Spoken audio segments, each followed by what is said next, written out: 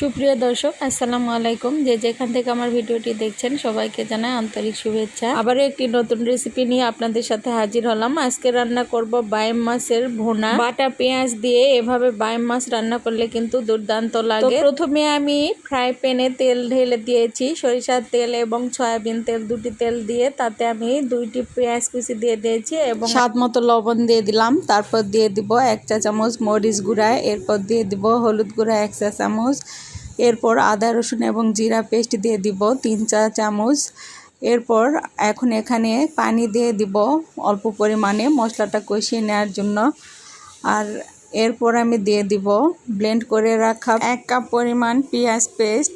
এই পেস্টটা দিলে এই মাছের ভুনাটা খেতে আসলে অনেক মজা হয়। এখানে আমি সুন্দর করে ব্লেন্ড করে নিয়েছি, এগুলো এখন দিয়ে দিব।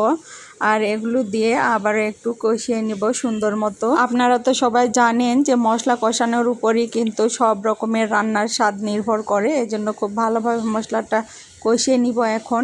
আর এখন আমি ব্লেন্ডারের জারটা ধুয়ে পানি দিয়ে দিব আবারও, আর এটা আবারও আর একবার কষিয়ে নিব। মোট কথা যে 2বার আমি মশলার পানিটা কষিয়ে নিব খুব সুন্দর করে। তারপর আমি বাইম মাছটা এখানে দিয়ে দিব। এখন দেখতে পাচ্ছেন মশলাটা কষানো হয়ে গিয়েছে, তেল ছেড়ে এসেছে। এই পর্যায়ে আমি বাইম মাছগুলো এখানে দিয়ে দিব।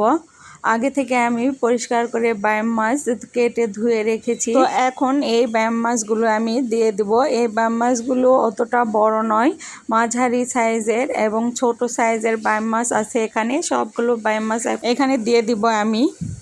তো এই মাছগুলো দেওয়ার পর আবার ওই মশলাগুলোর সাথে আমি 3-4 মিনিট ধরে এভাবে নেড়ে চেড়ে মাছগুলো কষিয়ে নিব। তাহলে মশলাটা মাছের সাথে খুব সুন্দরভাবে মিশে যাবে এবং ভেতরে মশলাগুলো ঢুকে যাবে, আর মশলাটাও খুব ভালোভাবে মাছের সঙ্গে কষানো হয়ে যাবে। তো এরপর আমি এখানে পানি দিয়ে দিব 2 কাপ পরিমাণে। তো পানি দেওয়ার পর একটু নেড়ে চেড়ে আমি এখানে ঢাকনা দিয়ে রান্না করে নিব এটিকে 15 থেকে 20 মিনিট। আর এই সময় চুলার ফ্লেমটা লো টু মিডিয়ামে রেখেই সম্পূর্ণ রান্নাটা করে নিব আমি। আর মাঝে মাঝে ঢাকনাটা খুলে কয়েকবার নেড়ে চেড়ে দিব মাছগুলো খুব আলতো হাতে। আর এখন দেখতে পাচ্ছেন পানি কিন্তু মোটামুটি শুকাতে শুরু করেছে। এই পানিগুলো সম্পূর্ণ শুকিয়ে নিব তেল ছাড়া পর্যন্ত। তারপর আমি চুলাটা অফ করে দিব। তো এখন আমি একটু ঝাঁকিয়ে নিচ্ছি হ্যান্ডেলটা ধরে। তারপরে তো 15 থেকে 20 মিনিট রান্না করার পর আমি চুলাটা অফ করে দিয়েছি। আর এখন কিন্তু দেখতে পাচ্ছেন যে বাইম মাছের ভুনাটা কতটা কালার সুন্দর হয়েছে আর দেখতে কতটা লোভনীয় হয়েছে। এভাবে ছোট ছোট বাইম মাছ রান্না করলে কিন্তু বেশ মজা লাগে খেতে। কে এভাবে বাইম মাছ রান্না করেন কমেন্টসে জানিয়ে দিবেন।